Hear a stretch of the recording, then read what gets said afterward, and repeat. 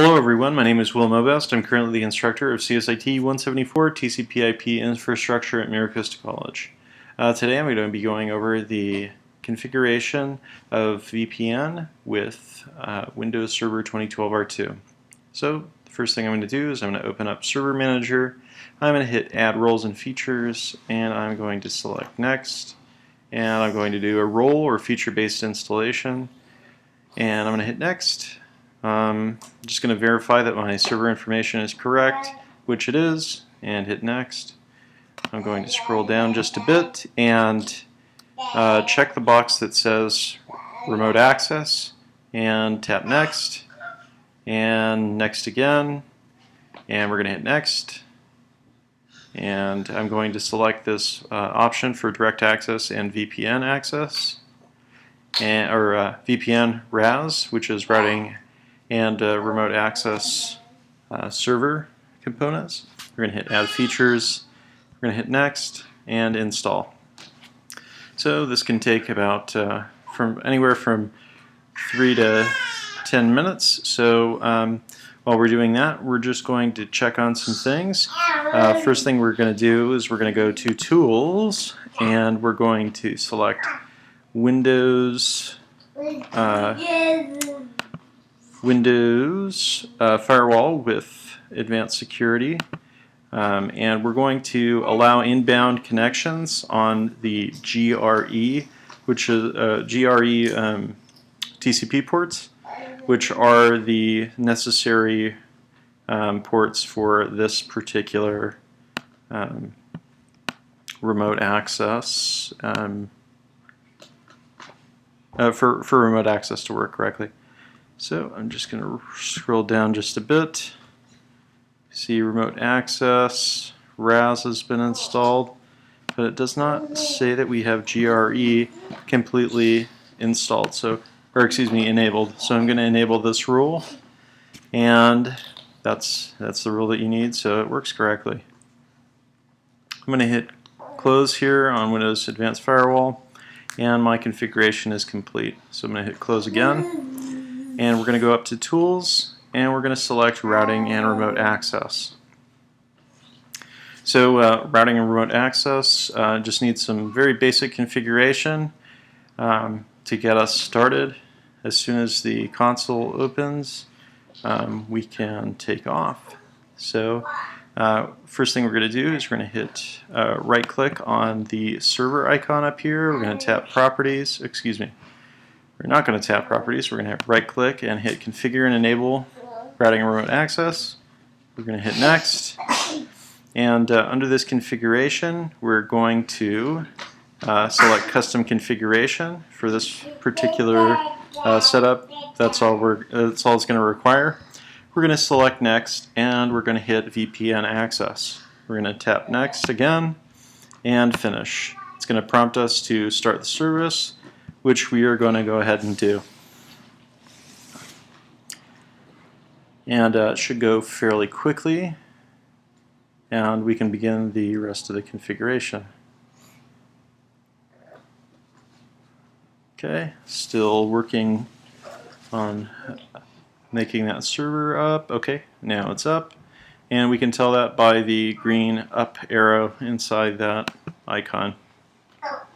So the next thing we're going to do, let's go down to Properties. We're going to, under General, we're going to select Local Area Network Routing only, because we don't need any demand dialing routing.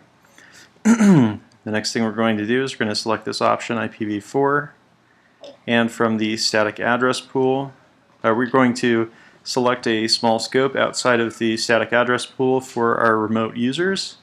We're going to tap Add, and we're going to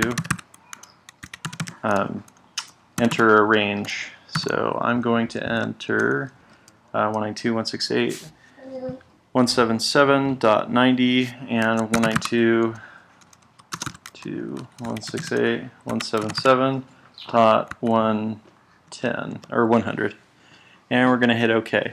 And this establishes a known range that won't conflict with our DHCP leases. So I'm going to hit Apply and Yes. So it's got to apply these settings.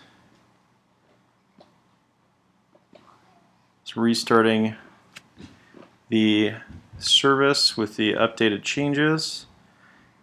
Just one thing I'd like to know about all the events that happen, just in case I need to troubleshoot. So I'm going to hit log all events, and then I'm going to hit apply and OK.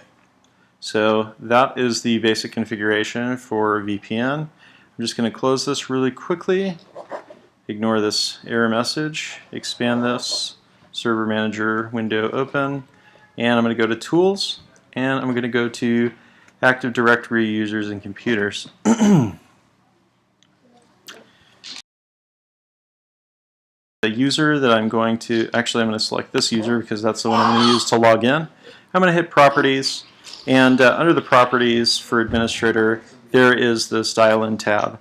Now under this Network Access Permission, there's an Allow Access, which I've selected. By default, it controls access with the Network Policy Server selected, but we don't have one, so it's not going to connect at all. So we have to allow that access. We have to hit OK, and we're going to close. We're going to swing over to our client. We're going to call this connection DC1, so we know which connection we're connecting to, 192.168.177.10. It's the address, and we're going to use our username and password. We're going to use administrator, and @SSW0RD, and 1, and we're going to hit save. And let's see if we can get this thing connected. So I turn on logging specifically because sometimes the configuration just doesn't work the way you want it to on the first run. So we're going to go over here, and we're going to right click on Open Network and Sharing Center, and we're going to set up a new connection or network, connect to a workplace, and we're going to use an existing connection and hit next, and we're going to select DC1 and hit connect. It's going to verify our credentials, and we're connected. So that actually went a lot better than I was actually hoping for. So now we're just going to examine some of the settings that we've selected, and we're going to go to details, and it's going to show us that we assigned that particular address, so that particular range, as I had mentioned earlier. It assigned an address within that range, and it populated it with some of the information. So that concludes this video for VPN access. If you have any further questions, go ahead and leave it in the comments block below, and I'd be happy to help you.